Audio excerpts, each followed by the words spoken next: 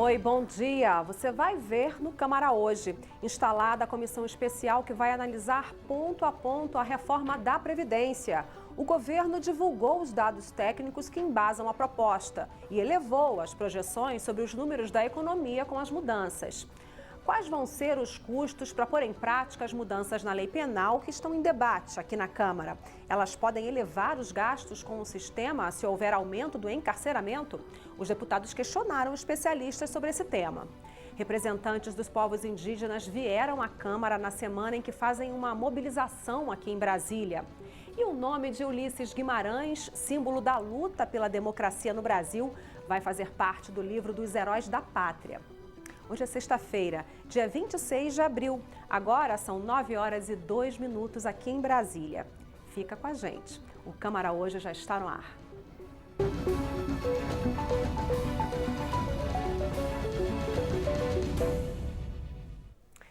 A reforma da Previdência deu mais um passo nessa quinta-feira. A comissão especial, criada para debater exclusivamente esse tema, foi instalada. 49 deputados. O conteúdo da reforma da Previdência vai passar pela lupa desses parlamentares. Nesta quinta-feira, eles escolheram o presidente da comissão. Com 40 votos, Marcelo Ramos, do PR do Amazonas, foi eleito. A velocidade com que o processo se desenrola vai depender muito dele. No caminho, ele vai encontrar uma oposição tentando frear essa discussão. Nós vamos ter um grande debate sobre a concepção de economia e de sistema de seguridade social e de proteção social para termos ou não termos em relação à parcela mais vulnerável da população. Eu acho que o que o país precisa hoje é de moderação, equilíbrio, entender o diálogo como um instrumento fundamental da democracia, entender qual é o papel da oposição, mas ter clareza de que da mesma forma que o regimento permite obstrução, ele exige que o projeto chegue no momento de votação, e nós chegaremos a esse momento. O indicado para a vaga de relator é o deputado Samuel Moreira, do PSDB de São Paulo. Toda e qualquer mudança no texto vai passar pelas mãos e pela capacidade de negociação política dele. Nós temos um problema fiscal da Previdência que compromete o fiscal do país, que vem há 6 anos com déficit primário, há 6 anos, e a Previdência é um peso nesse déficit muito grande. Nós precisamos equacionar o fiscal, mas com responsabilidade social também. Nós precisamos ter um compromisso social, buscar fazer justiça também social. Esse vai ser o nosso desafio. Na próxima terça-feira, presidente e relator da comissão especial farão uma reunião para decidir o cronograma dos trabalhos. Para o dia 7 de maio está agendada a primeira reunião de trabalhos da comissão, que aí sim vai debater o mérito da reforma da Previdência. O presidente da Câmara, deputado Rodrigo Maia, falou sobre a expectativa de aprovação da reforma na Câmara dos Deputados. Nós vamos aprovar a reforma da Previdência e nós vamos aprovar a reforma da Previdência num prazo razoável. Se é no final do primeiro semestre, se é no início do segundo, eu gostaria, pelo convencimento que tenho, que a reforma é positiva para os brasileiros, que ela pudesse ser aprovada na próxima semana. Mas, infelizmente, hoje eu sou minoria. Eu preciso, junto com outros líderes, construir o mesmo convencimento que eu tenho, que outros têm, em 320, 330 deputados. A comissão especial vai discutir a reforma da Previdência ponto por ponto. E sustentando cada um desses itens, existe uma conta e uma previsão de economia.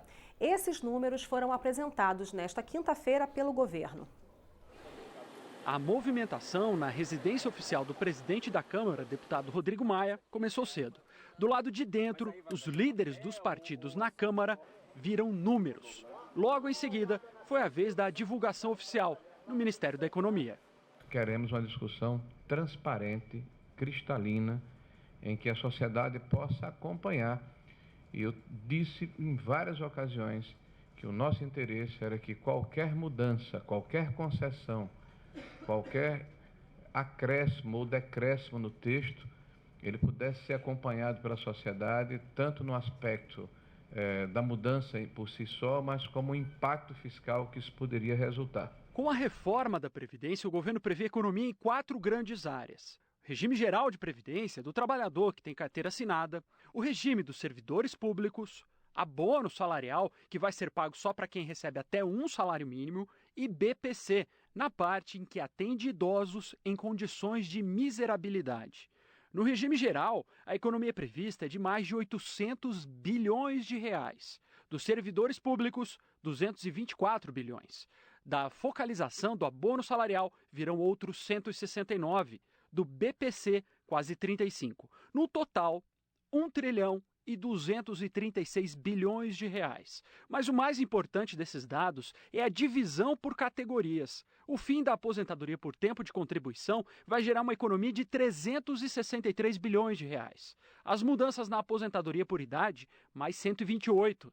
Na pensão por morte, 111. Na aposentadoria rural, 92. Aposentadoria por invalidez, 80. Com professores, a economia vai ser de 12 bilhões. Agora, gaste um tempo vendo o conjunto dessas mudanças. 14 partidos na Câmara anunciaram que são contra 2 mudanças, as na aposentadoria rural e no BPC. Sem essas mudanças, a economia prevista cairia em 127 bilhões de reais. O resultado final ficaria em 1 trilhão e 100 bilhões de reais, ainda acima da linha de corte desenhada pelo governo de 1 trilhão de reais. Nós sabemos que haverá mudança nos textos, estamos preparados para isso, o governo já deixou bem claro que quer conversar, quer dialogar, mas a gente tem aquela nossa básica espinha dorsal de 1 trilhão. A gente precisa aí que o relator tenha essa sensibilidade e a gente vai convencer e conversar com os líderes para mexer naquilo que, obviamente, eles estão acordados, mas sem deixar aí a nossa previdência anoréxica, né? Senão não tem o menor sentido. A oposição recorreu ao Supremo Tribunal Federal contra a aprovação da reforma na Comissão de Constituição e Justiça. Para eles, aquela votação só poderia ser feita depois da divulgação dos dados. A CCJ teria que refazer a sessão a partir dos dados. Então, a sessão que já existiu sem os dados, ela é nula, ela votou no escuro. Ela votou uma constitucionalidade de uma medida, ela admitiu uma reforma, ela votou a constitucionalidade de uma reforma, a legalidade de uma reforma no escuro, sob sigilo dos dados. Para presidir a comissão especial, havia diferentes nomes interessados. O deputado Marcelo Ramos foi eleito ontem por 40 votos. O deputado está aqui comigo hoje, essa manhã, para falar sobre esses próximos passos da análise da proposta. Bom dia, deputado. Muito obrigada por estar aqui com a gente no Câmara hoje. Bom dia, uma alegria estar aqui com vocês. Deputado, como é que o senhor compara essa etapa de análise na comissão especial em relação à etapa na CCJ, no que diz respeito à disposição para a votação dos deputados, ao clima na comissão? Olha lá, essa é uma etapa muito mais dura do que foi a etapa na CCJ. A CCJ avaliava apenas a admissibilidade constitucional da proposta. E como é uma proposta de emenda constitucional, a única possibilidade de uma emenda constitucional sem constitucional é se ela contrariasse uma cláusula pétrea. Então era muito difícil encontrar um argumento consistente que inadmitisse o projeto já na Comissão de Constituição e Justiça. E ainda assim o processo foi bastante difícil. Eu, inclusive, agi intensamente lá para conseguir construir um acordo, fazendo alguns ajustes na proposta, porque o fato é que nem o governo tem voto suficiente para aprovar e nem a oposição tem voto suficiente para derrubar. São os partidos do centro que vão decidir se a reforma vai sair ou não e qual reforma vai sair. Já na comissão especial, superada a admissibilidade, o debate é de mérito. Então agora nós vamos analisar cada proposta. Se tira ou mantém as mudanças no benefício de prestação continuada, se tira ou mantém as mudanças para professores, se tira ou mantém as mudanças para trabalhadores rurais, então o debate tende a ser muito mais duro. No entanto, eu quero crer que uma condução moderada, com diálogo, respeitando o papel democrático da oposição, mas deixando claro para eles que esse papel tem que ser exercido nos limites do que determina o regimento e deixando claro para eles de que o regimento determina que um projeto que chega na comissão precisa ser votado e será votado, eu acho que nós vamos chegar a um debate duro, mas que irá contribuir com a construção de uma proposta que alcance a maioria, como bem disse o presidente na matéria anterior, e o Brasil sairá desse processo sem traumas, com um ajuste fiscal e com condições de voltar a crescer e dar oportunidade para 13 milhões de brasileiros que hoje estão no desalento do desemprego. O O senhor classifica, então, a sua condução como moderada, como presidente da comissão. Já começaram as conversas com os partidos de oposição e com os partidos mais ligados ao centro? Na verdade, talvez até isso que tenha me alçado a condição de presidente, porque, como você disse, muita gente queria e eu que não pedi para ser, acabei virando o presidente. E eu apostei nos trabalhos na CCJ, na moderação num ambiente que era de radicalismo, de tentar fazer a bancada do governo entender que sem um processo de diálogo, sem um processo de diálogo tolerante, nós não conseguiríamos aprovar nada. Acho que isso me credenciou a presidir a comissão com o respeito de todos. Eu tive o apoio da esmagadora maioria dos líderes, inclusive a simpatia dos líderes do PCdoB, do PT, do PSB, do PSOL, a quem eu quero inclusive agradecer esse gesto. Então acho que a gente vai com moderação, com diálogo, mas com a firmeza necessária para que o Brasil saiba que a proposta será colocada em apreciação. Deputado, vai haver subrelatorias? É possível? Isso é importante para essa análise do processo? O senhor está pensando nessa hipótese que foi uma sugestão, uma ideia aí do presidente da Câmara? Como eu lhe disse, não foi algo que eu planejei ser presidente. Eu fui comunicado pela imprensa às 10h30 da manhã, depois da coletiva do presidente, e às 11 horas já fui eleito presidente.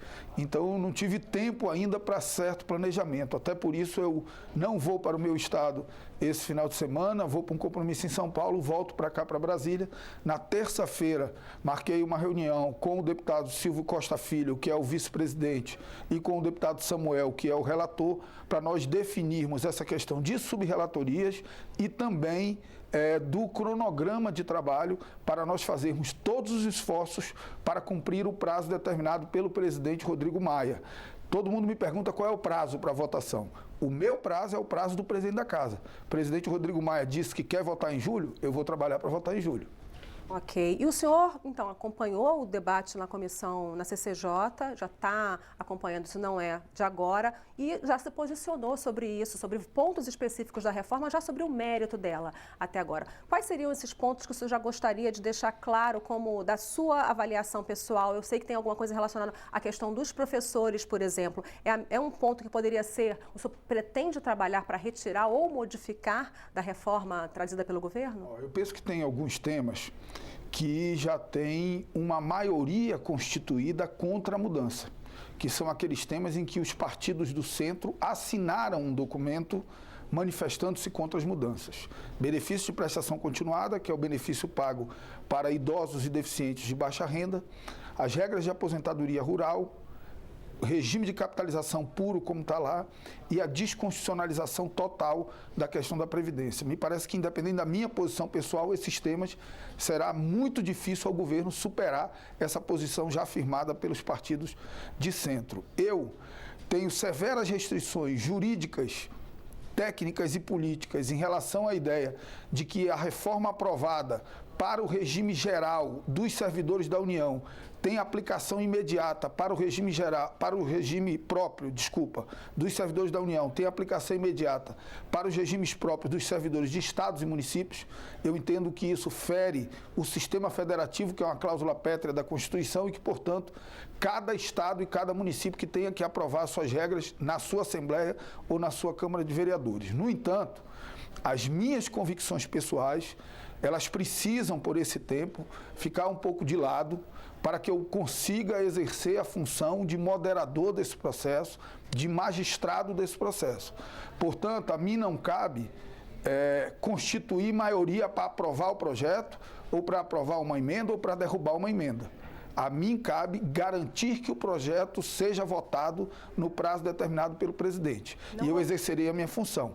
Para isso, eu não posso ser o porta-voz de determinadas matérias, porque isso contaminaria a necessidade que eu tenho de presidir com diálogo, ouvindo a todos e construindo uma proposta que seja o mínimo consenso entre os deputados, porque o mínimo consenso entre os deputados significa o mínimo consenso da população que a gente representa. falar em consenso e por falar aí nesse movimento dos partidos de centro, que já assinaram esse documento, como o senhor mesmo já se referiu, qual é a posição hoje do seu partido em relação ao governo e à proposta do governo, em especial? O meu partido já fechou questão num tema, que foi até uma pergunta que você perguntou e eu acabei não respondendo. O meu governo já fechou questão por uma questão histórica contra qualquer mudança para a regra de professores e professoras, em especial professoras, em que a proposta ela é muito dura, ela passa a idade mínima de 50 para 60 anos, ou seja, aumenta 10 anos sem nenhuma regra de transição. Então, nós somos contra, o PR é contra qualquer mudança relativa à aposentadoria de professores e professoras. A gente está falando aqui em fazer ressalvas para militares da PM, para guardas municipais, para agentes penitenciários, para policiais civis, e não fazer ressalvas para professores, essa gente que tem nas suas mãos o futuro do nosso país. Então eu acho que os professores merecem um tratamento diferenciado. Agora, deputado, com a divulgação desses números ontem pelo governo, essa calibragem aí para mais na economia com os pontos da reforma aprovados da maneira como vieram, mudou alguma coisa no clima? Olha lá, eu acho que nós tivemos ontem um movimento positivo e um movimento negativo. O movimento positivo foi o governo anunciar que, refeitos os cálculos, a economia prevista não é de R$1 trilhão, é de 1.240 trilhão. E o movimento negativo é o presidente da República dizer que se satisfaz com 800 bilhões. O presidente da República, cada vez que ele fala, ele tira alguma coisa da reforma. Ninguém desidratou mais a reforma do que o presidente da República. Eu queria sugerir até que ele não falasse sobre a reforma até o final, para que ela não desidrate tanto. Então, isso é ruim para o processo, porque parece assim, o presidente manda um projeto muito duro para a Câmara, as coisas que são duras, ele mesmo tira. Aí ele que mandou o projeto é o bonzinho que tira as coisas duras e nós somos os maus que vamos ter que aprovar a reforma. Nós vamos aprovar a reforma não pelo governo, nós vamos aprovar a reforma pelo país. Nós temos compromisso com o país. Nós entendemos que a reforma, com a calibragem necessária, ela é um instrumento fundamental para um ajuste fiscal sem o qual o Brasil não voltará a crescer. Quando a gente fala em reforma, a gente sabe que tem um sacrifíciozinho de todo mundo, até das pessoas mais humildes. Precisamos ser sinceros com a população. Mas a gente sabe também que esse sacrifício, ele dar-se-á tendo em troca a possibilidade de retomada do crescimento e de geração de emprego e renda para 12 bilhões, entre 12 e 13 bilhões de brasileiros que não têm renda nenhuma. E eu estou falando só de desempregados formais pelo critério do IBGE. Se eu acumular aí empregados informais e inativos, eu estou falando quase de 50 milhões de brasileiros que têm renda zero. Então, às vezes, você faz um sacrifíciozinho com alguém que já tem uma renda para possibilitar que quem não tem nada tenha alguma coisa. É esse o grande desafio que nós estamos fazendo. Vamos enfrentar incompreensões, mas o homem público precisa ter coragem de fazer o que precisa ser feito pensando nas próximas gerações. Vamos só fechar aqui, relembrando e amarrando melhor essa questão da agenda dos próximos dias da comissão. Tem reuniões que você vai participar aqui em Brasília e na semana que vem não tem reunião da comissão, né? Não. Então, nós temos uma reunião aqui na terça-feira, pela manhã, com o vice-presidente, o relator e alguns líderes. Pela tarde, com a equipe técnica do governo. Eu viajo quarta para o meu estado, porque a minha vida vai ser tomada um pouco por isso e eu preciso pedir permissão da minha esposa e dos meus dois pequenos de 6 e de 3 anos. O mais velho de 21 já não sente tanta falta, mas a de 6 e o de 3 ainda sentem muita falta e eu preciso pedir licença deles para me distanciar um pouquinho mais de casa, mas tenho certeza que eles vão entender que o que eu estou fazendo é pelo futuro deles, pelo futuro do país e pelo futuro de milhares de crianças como eles que querem acreditar que o Brasil é um país viável e que pode voltar a crescer. Então essa é a agenda, aí não teremos na semana que vem, no dia 7 já iniciamos o trabalho das reuniões deliberativas da comissão. Deputado, foi um prazer, muito obrigada e sucesso lá na condução desses trabalhos. Muito obrigado. Até mais. Até mais. Olha, vamos falar agora de combate à violência. O grupo de trabalho que analisa o chamado pacote anticrime debateu nesta quinta-feira o custo financeiro das medidas propostas. Existe dinheiro para colocar em prática o pacote de medidas que endurecem o cumprimento de penas pelos criminosos. Esse foi um dos principais temas debatidos no grupo de trabalho que discute as mudanças na legislação penal e processual penal. Existem 2 conjuntos de medidas em discussão, o que foi proposto pela comissão de juristas coordenado pelo ministro do Supremo, Alexandre de Moraes, e o que foi proposto pelo ministro da Justiça, Sérgio Moro. Este último, especialmente, recebeu críticas de que vai aumentar a população carcerária e os gastos com o sistema prisional. Do ponto de vista econômico, a gente tem um impacto enorme. Infelizmente, o projeto não traz um estudo que embase isso. Como financiar isso tudo? Não tem como. Então, assim, se a gente optar por aprovar da forma como ele está, a gente vai ter que cortar uma série de outras ações que vêm sendo implementadas, porque não tem dinheiro para fazer tudo, o cobertor é curto. O representante do Ministério da Justiça disse que esse impacto financeiro é questionável e não tem como ser estimado agora. Dentre as várias medidas que foram apresentadas no pacote anticrime, algumas poderão ter algum impacto financeiro. O impacto ainda é uma questão a ser estudada, questionável, mas a maioria das propostas apresentadas são aplicáveis independentemente de qualquer reestruturação institucional ou de maiores gastos ou contratação de pessoal. Pode ser simplesmente aplicadas imediatamente caso o Congresso Nacional entenda por aprová-las. A subprocuradora-geral da República disse que o impacto vai depender de como vai ser o projeto final aprovado pelo Congresso. Essa crítica que é feita que não haveria fundos, ela é feita a partir desse olhar agora, do sistema penitenciário agora. Mas nós temos que ter uma outra análise também. Muita gente fala que temos que construir mais penitenciárias fechadas, para o regime fechado. Nós temos, na verdade, o que falta é do semiaberto e do aberto, que nós nunca tivemos, né, que são as casas de albergados e coisas semelhantes. O deputado Orlando Silva elogiou pontos dos 2 projetos, mas lembrou que o trabalho policial e o sistema penal precisam também de uma boa gestão de recursos. Não basta apenas colocar recursos, tem que ter uma gestão eficiente. E seguramente a segurança pública, o que pode ser medido pelo número de presos sem julgamento que existe, que chega perto da metade, o que pode ser medido pelo baixo nível de elucidação dos crimes realizados. Ou seja, você tem um conjunto de indicadores que mostra que falta eficiência na ação de segurança pública. Precisa de recursos? Sim, precisa, mas eles devem ser bem geridos. O fim da cobrança pela bagagem aérea que é despachada está numa medida provisória em análise aqui no Congresso. Nos voos nacionais, até 23 quilos, elas voltariam a ser gratuitas, como antigamente.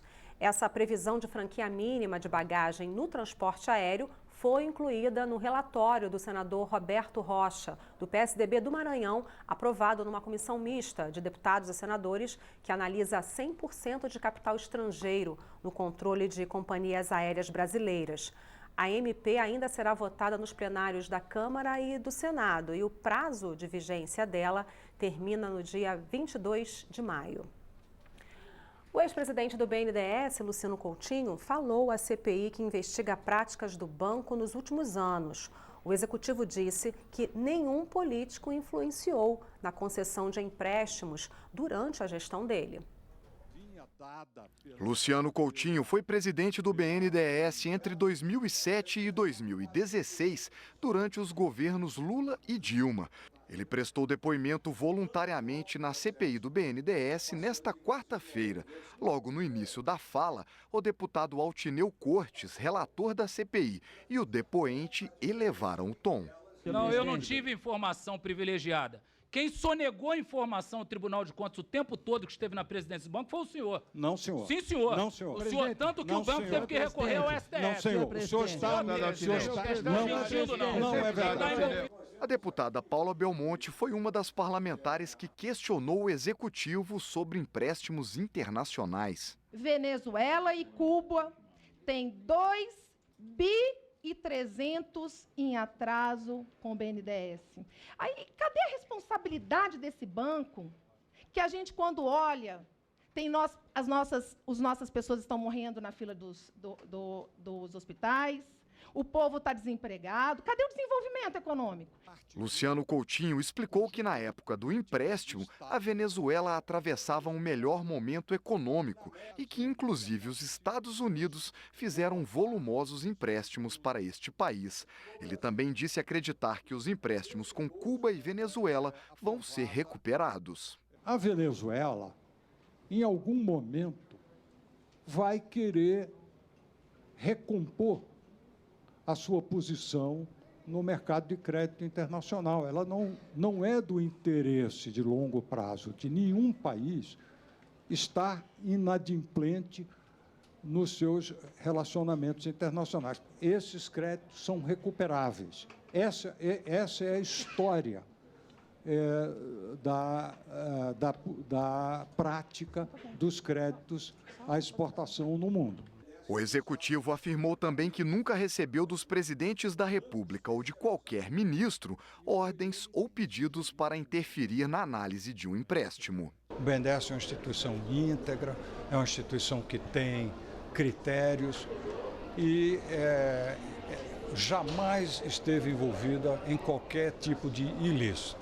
Deputados da oposição acusam integrantes da CPI de tentar enfraquecer o BNDES para beneficiar bancos privados. Nós continuamos defendendo que tudo que precisa ser investigado, seja investigado e punido individualmente a pessoa física. Agora, não pode comprometer um dos maiores bancos do mundo, como fizeram com a Petrobras, como fizeram com outros setores econômicos, em nome do combate à corrupção, estão entregando agora as empresas para os chineses, para os americanos, para os estrangeiros, destruindo e desmontando o emprego nacional.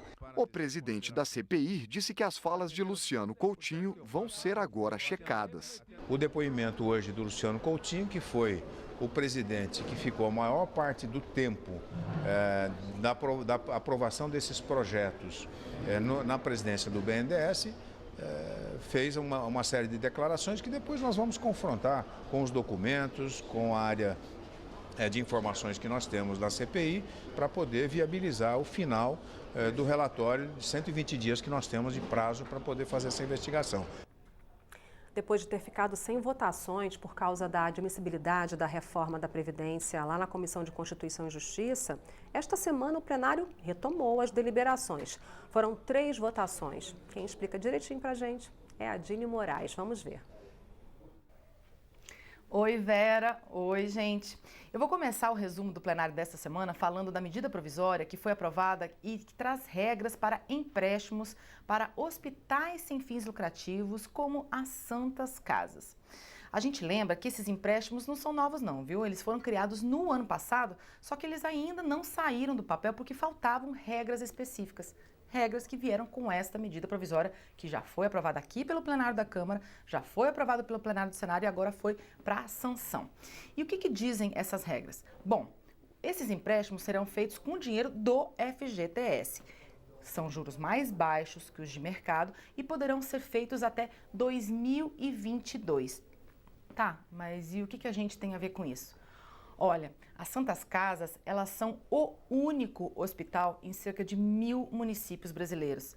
É lá que cerca de metade da população que é atendida pelo Sistema Único de Saúde, ou seja, gratuitamente, é atendida. Também as Santas Casas são responsáveis por cerca de 70% dos tratamentos de rádio e quimioterapia para pacientes com câncer. Só que o que acontece é que as Santas Casas estão acumulando aí uma dívida enorme, uma dívida de mais de 20 bilhões de reais. E eles vêm reclamando há tempos que precisam solucionar esse problema. E uma das soluções apresentadas pelo governo federal é justamente essa linha de crédito para tentar desafogar o caixa dessas instituições, né? E fazer com que elas não fechem as portas. Tinha acordo dos partidos para aprovar essa medida provisória, tanto que foi fácil a aprovação, só tinha discordância sobre uma taxa de risco. Olha, os contrários a essa taxa de risco diziam o seguinte, olha, vai encarecer a prestação para Santas Casas e dar lucro para banco. Já os favoráveis para essa taxa de risco, que foi o que venceu, porque essa taxa de risco ficou no texto, diziam o seguinte, a gente precisa dar uma garantia que o FGTS não vai levar calote. Por isso, vai ser cobrada uma taxa de até 3% do valor a ser emprestado para as Santas Casas. A gente foi atrás do pessoal das Santas Casas justamente para saber o que eles acharam da aprovação dessas novas regras. Dá uma olhada. Apesar de não resolver o nosso problema, que é um pouco mais crônico devido ao subfinanciamento do SUS nessas tabelas que nós prestamos os serviços, é uma tabela que não é atualizada.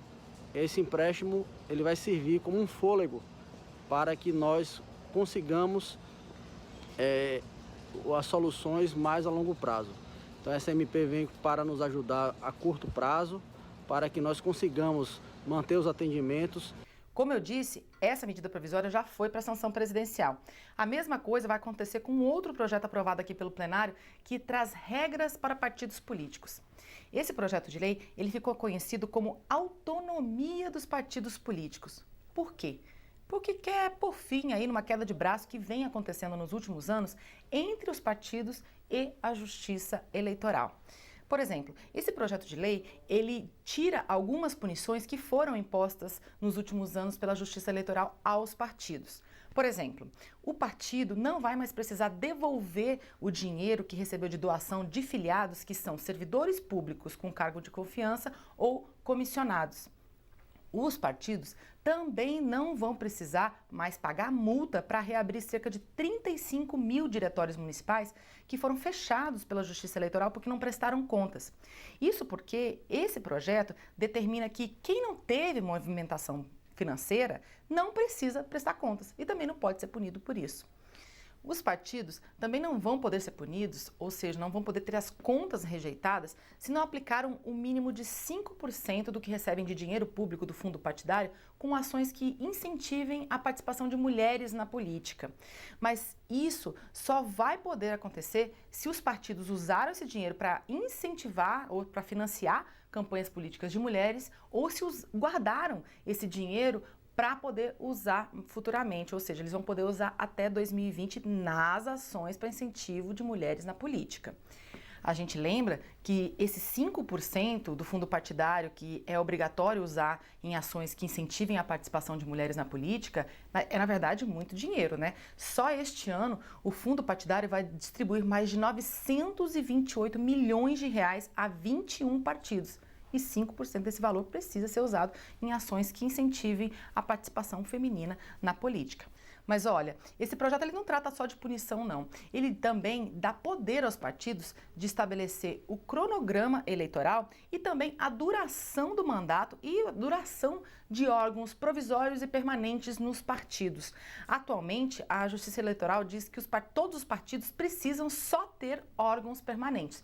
E os partidos entendem que não, que tem alguns órgãos que podem ser provisórios e agora, no caso, aprovaram que esse provisório pode ser de até 8 anos. O plenário também aprovou uma outra proposta, só que essa vai para o Senado, que reconhece como direito da pessoa que tem transtorno do espectro autista ter uma identificação específica. Olha, quem disse pra gente o que isso pode trazer na prática na vida dessas pessoas é a mãe de uma pessoa com autismo. Veja aí. Existe uma grande diversidade dentro do autismo, né? Existem autistas que demandam maior apoio, outros menor apoio. Existem autistas com condições coexistentes, como epilepsia, hiperatividade. Muitos autistas têm hipersensibilidade sensorial e podem não suportar ficar por muito tempo em ambientes com muitos estímulos externos e precisam frequentar aqueles locais. Nessas horas, é importante valer os direitos que os autistas têm como pessoas com deficiência que são, de atendimento prioritário, fila preferencial, etc. Só que quando eles ou seus cuidadores vão exercer esse direito, muitas vezes são constrangidos por pessoas ou pelos próprios atendentes, porque o autismo não tem cara, é uma deficiência invisível. E eles acabam sendo questionados do porquê estão usando aquele direito. Nessas horas, a carteirinha pode ser vista como benéfica, né, para ajudar a evitar o constrangimento. Mas eu sou contra. Eu sou contra porque não ataca a causa. A causa é o desconhecimento da sociedade, é o capacitismo, é a discriminação. Até agora, a gente falou do que foi aprovado, mas vale também a gente destacar que a reforma da Previdência, ou seja, a proposta de mudança nas aposentadorias dos brasileiros, também repercutiu muito por aqui. Bom, gente, esses foram os principais destaques dessa semana aqui no plenário da Câmara. Eu fico por aqui, até mais. Você já viu nesta edição do Câmara Hoje, instalada a comissão especial que vai analisar o conteúdo das propostas da reforma da Previdência. E o governo divulgou os números que justificam a reforma. Na CPI do BNDES, houve o depoimento do ex-presidente do banco, Luciano Coutinho. Agora aqui em Brasília, 9h35 e você vai ver depois do intervalo. Comissões debateram o direito dos indígenas. Lideranças vieram ao Legislativo para garantir o papel dos 305 povos espalhados pelo país na preservação do meio ambiente. E mais. Trajetória e a importância de Ulisses Guimarães, o símbolo da redemocratização brasileira, que acaba de entrar para o livro dos Heróis da Pátria. Já, já.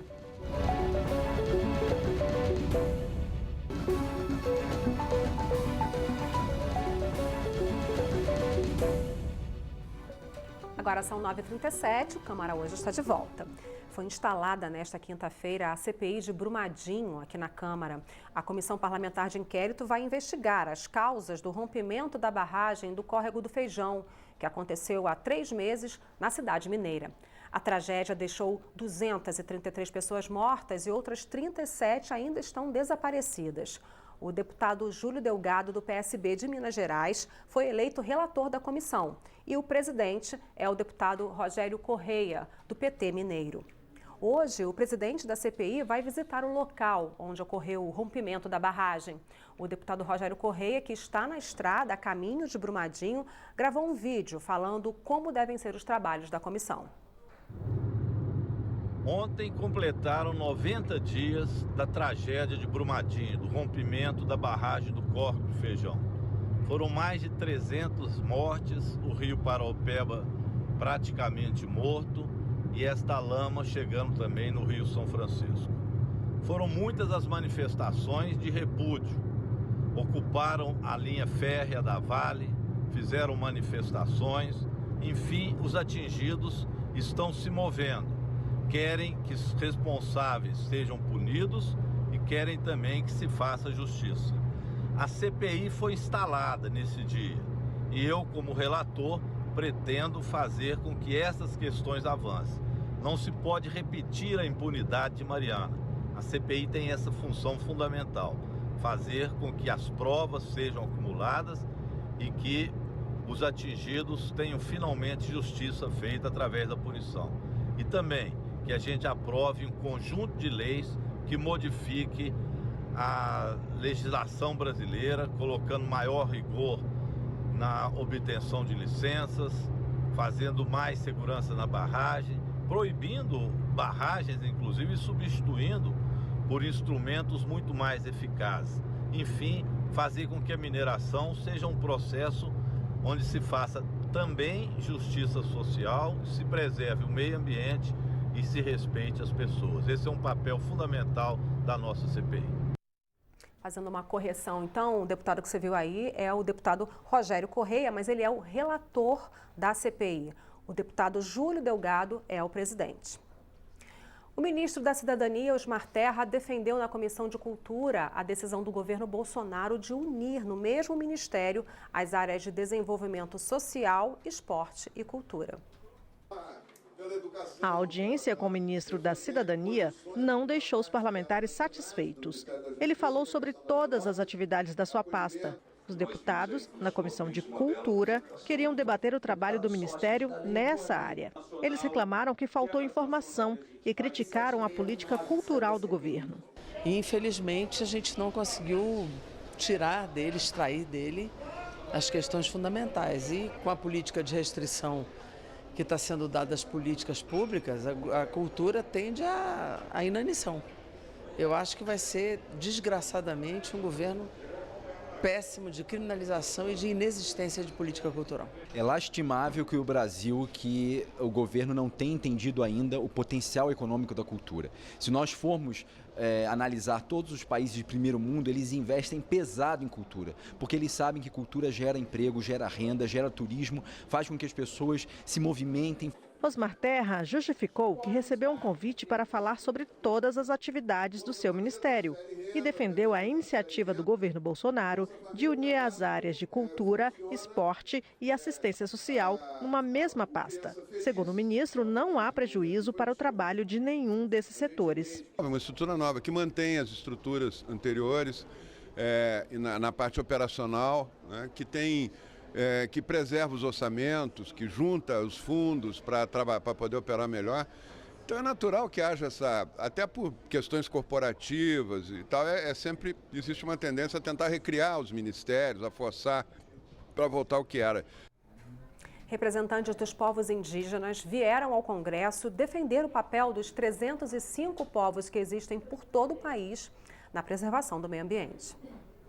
O cacique Raoni foi um dos primeiros a chegar no plenário 2 do Corredor das Comissões. Um dos líderes do povo Kayapó, Raoni luta há mais de 40 anos pela preservação da floresta amazônica. Agora, o cacique se diz preocupado. Ele está falando que não estou gostando do que o Bolsonaro fez, das medidas provisórias. Tudo que ele está fazendo, ele quer acabar com os indígenas. Essa medida provisória a que o cacique Raoni se refere é a 870, editada pelo Executivo no primeiro dia do novo governo. Entre outras alterações, a MP transferiu a FUNAI, que é o órgão responsável pela política indigenista do Brasil, do Ministério da Justiça para o recém-criado Ministério da Mulher, Família e Direitos Humanos. A mesma MP 870 retirou as atribuições de demarcação de terras indígenas e do licenciamento ambiental da FUNAI e entregou para a Secretaria de Assuntos Fundiários do Ministério da Agricultura. A demarcação das terras indígenas e parar no Ministério que tem uma política agrícola que é totalmente contrária à política dos povos indígenas, que é justamente facilitar terras indígenas para arrendamento, apoiando uma monocultura que tem sido prejudicial às terras indígenas e que a gente vê que a prioridade não é demarcar terras indígenas, se paralisar e rever demarcação. O censo de 2010 do IBGE revelou que a população indígena do país soma 1 milhão de pessoas que vivem em mais de 5 mil aldeias. São 305 povos que falam 274 línguas diferentes. No Brasil, a Constituição, que é a lei máxima do país, no seu artigo 231, 232, reconhece o direito originário dos povos indígenas às terras ancestrais. Então ninguém pode questionar isso. Cabe ao Estado regularizar as terras, que no caso é demarcar. O Brasil tem uma dívida histórica com os indígenas, muitos povos desapareceram e nesse momento os direitos desses povos estão sendo ameaçados. O representante do Ministério da Mulher, da Família e dos Direitos Humanos, Davi Calazans, explicou na audiência pública qual será a responsabilidade do Ministério com os povos indígenas a partir de agora. A nossa atribuição agora é trabalhar políticas públicas que verdadeiramente atinjam o indígena na ponta. Nós temos conversado ao longo desse período, uns 3 meses que eu estou no INCRA, com lideranças que demonstram claramente a sua vontade de produzir, a sua vontade de demandar sobre as terras e isso, infelizmente, pelo formato que foi colocado no processo demarcatório, atribuiu uma área de gestão federal a qual o indígena muitas vezes não pode fazer a sua utilização. Enquanto esse debate ocorria dentro da Câmara, do lado de fora do prédio, no gramado da esplanada dos ministérios, índios de todo o Brasil se reuniam na 15ª edição do acampamento Terra Livre, em defesa dos direitos indígenas. Os povos indígenas estão aqui nos dando lição de resistência. O nome de Ulisses Guimarães vai para o livro dos heróis e heroínas da pátria. A decisão do Congresso Nacional foi confirmada pelo presidente Jair Bolsonaro. Com a sanção, é homenageado o político que presidiu a Constituinte de 88 e a Câmara dos Deputados por 2 vezes. E é um dos símbolos da retomada da democracia no Brasil. O nome de Ulisses vai ser inscrito no Panteão da Pátria, um monumento que fica aqui na Praça dos Três Poderes, em Brasília. Em 1989, chegou a se candidatar à presidência da República, mas amargou o 7º lugar. Seguiu na vida parlamentar e, de novo, se tornou um dos nomes mais importantes na condução do impeachment de Fernando Collor de Mello.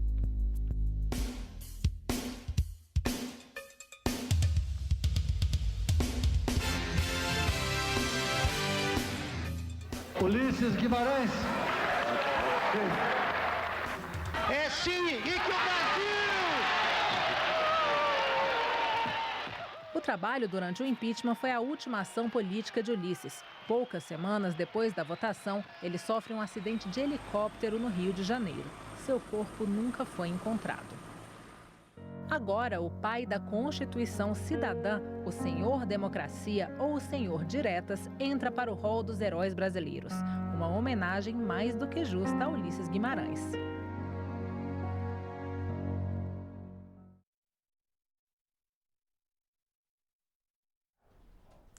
Essa edição fica por aqui. Hoje é sexta-feira, dia 26 de abril. Agora são 9 horas e 47 minutos. Ótimo fim de semana para você.